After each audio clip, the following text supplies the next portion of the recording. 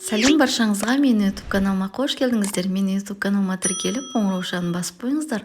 Алдыңғы уақытта көптеген рецепттермен бөлісемін. Бүгін осында витамин салатын жасадым. Ол үшін бізге анар, алма және қызылша, жаңғақ, мейіз, қаймақ.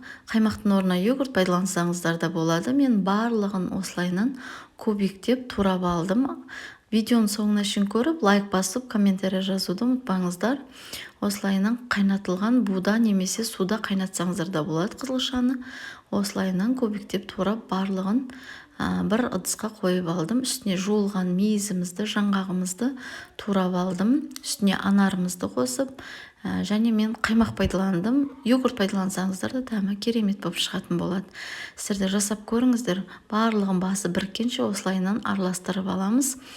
Осы салатты балаларыңызға берсеңіздер, иммунитеті бірден көтерілетін болады. 10 күн, 1 апта берсеңіздер, өте пайдалы салат. Өздеріңізде пайдалансаңыздар да болады. Ас болсын.